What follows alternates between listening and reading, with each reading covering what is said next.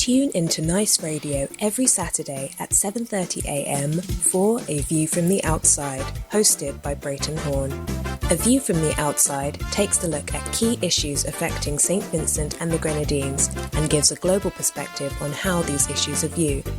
Host Brereton Horne will examine a variety of topics to enlighten, stimulate debate, and explore solutions. Hear the facts, hear the real-life stories, hear A View from the Outside. Join Brereton Horne at 7:30 a.m. every Saturday on Nice Radio for A View from the Outside. This society needs a spectacle. It might help us to see some people. On A View from the Outside this week being the 17th of April 2021, we are going to take a panoramic view of what is happening in St Vincent and the Grenadines and to offer suggestions as to how some things can be improved in respect of the devastation, destruction, displacement, and damage to the country and its people, with the focus being on damage. The Oxford Dictionary defines damage as physical harm that impairs the value, usefulness, or normal function of something. Clearly, St Vincent and the Grenadines is being damaged by the effects of La Soufrière.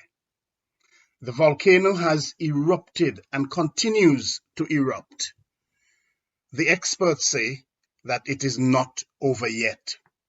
The volcano had given warnings for months that it will erupt and that it will erupt explosively or violently.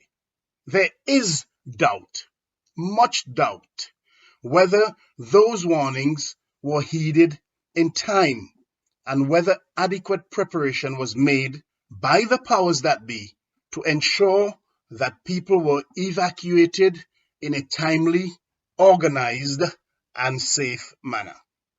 The post-mortem will come later. However, for now, people are extremely unhappy with the regime's response to many things connected to the eruption of and with the erupting volcano. Things which include the geothermal exploration and the clandestine, almost by stealth, departure of the geothermal drillers from the country. There has been a complete lack of transparency and accountability by the regime regarding that failed project. Clearly, the regime's integrity has been compromised. No one was informed that the geothermal drillers were leaving the country. That information was leaked. That information was gathered by others. And to date, no one knows exactly why they left the country. What is also clear is that concerned Vincentians and others are making a link pertaining to the drilling activities and the unceremonious departure of the drillers from the country with the eruption of the volcano. We on A View from the Outside say accountability must be provided to the people of St Vincent and the Grenadines pertaining to the geothermal project, the failed geothermal project. Discussions on those things, the geothermal project and others, will be intense and will come later. But for now, we concentrate on the devastation, the destruction, and the damage in our country. And we explore what could be done to assist all of our people. Yes, untold damage has been caused by the erupting volcano, La Soufrière. There is damage everywhere caused by ash. There is damage to property. There's roof damage. Roofs of houses, roofs of everything have been damaged. There's damage to entire houses. There's land damage, particularly in the northern parts of the country. The entire landscape seems to have changed. There's damage to livestock. There's damage to the psyche of our people. There's damage to the image of the country, caused primarily by members of the ruling regime. Members of the regime have been making pronouncements of mandatory vaccination in order to access a government-run facility to escape the ravages of the explosively erupting volcano.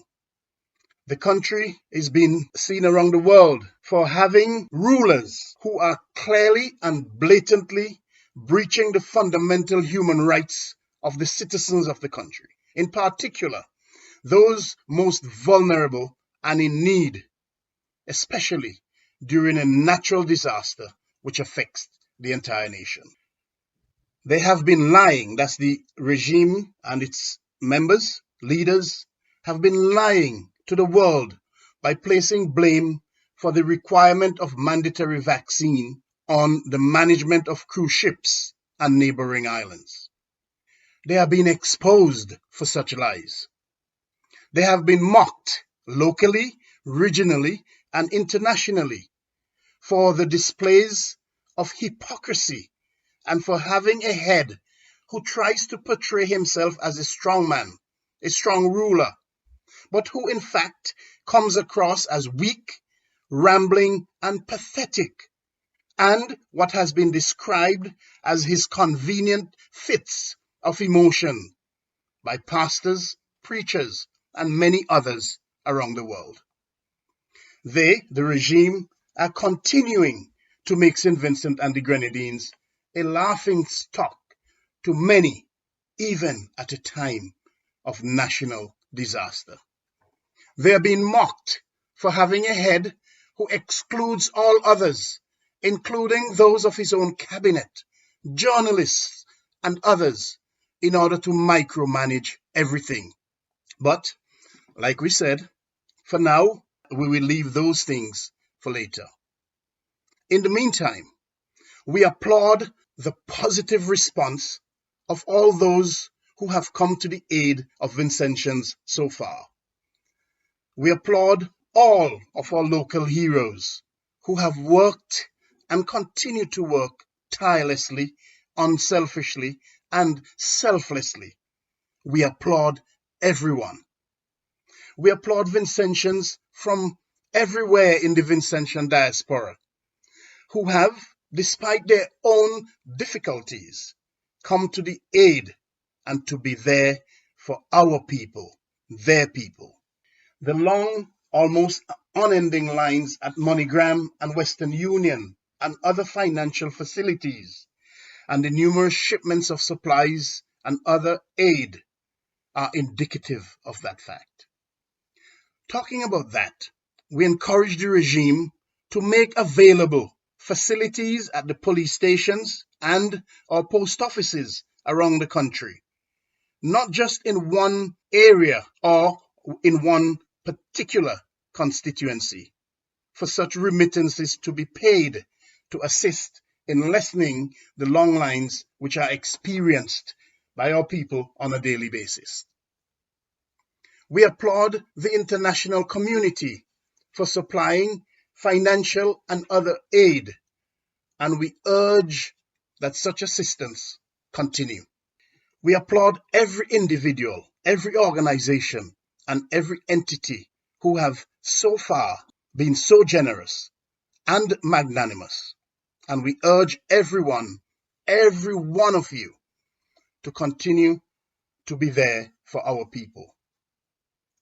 We urge the regime to muster some modicum of decency in a time of crisis and be responsible, be accountable, and provide accountability, especially for the financial aid which is pouring into the country. We urge them to show a smidgen of respect for the plight of our people. Now is the time when food parcels need to be provided to the vulnerable and those in need, especially those who are in the community, not in government shelters or government-assisted shelters. Now is the time to use the infamous love box approach to provide assistance to the affected. We urge them to desist from their unsavory practice of partisanship, where they encourage their supporters only to own the jobs, etc. And we encourage them to ensure that everyone in need receives assistance. We urge them to canvass the USA and other countries to accept our people who are willing and prepared to leave. Canvass the head of the Commonwealth.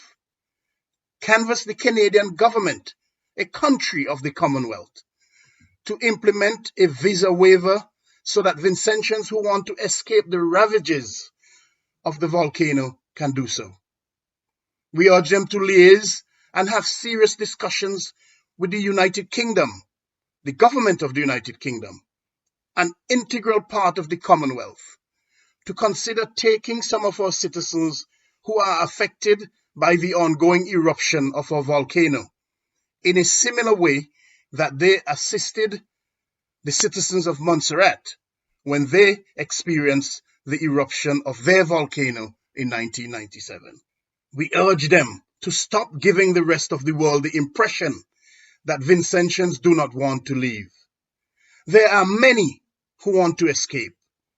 We urge them to provide them with that opportunity.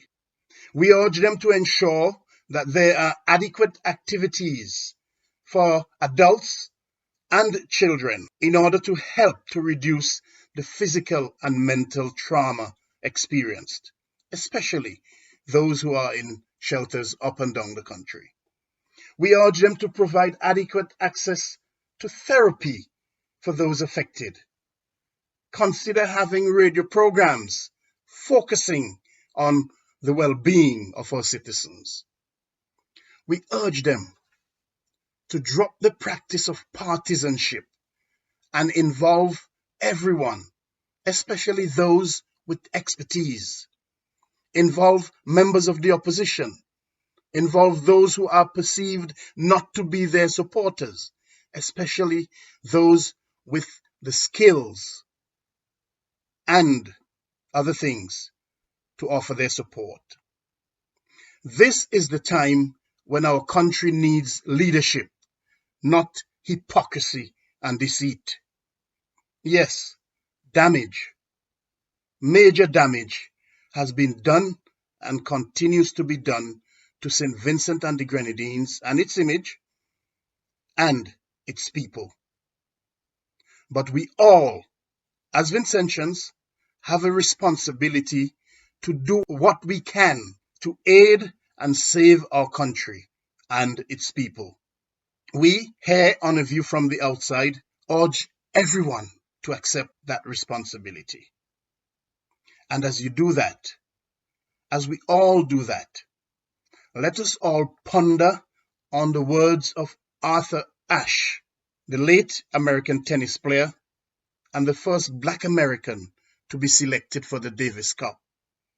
Arthur Ashe said, I quote, "Start where you are. Use what you have. Do what you can."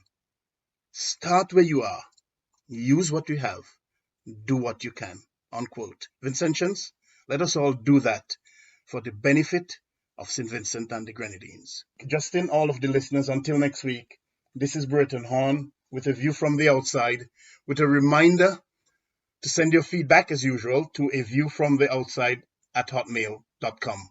We also invite you to visit and like our Facebook page at A View from the Outside, and also to visit and subscribe to our YouTube channel at JMB Horne.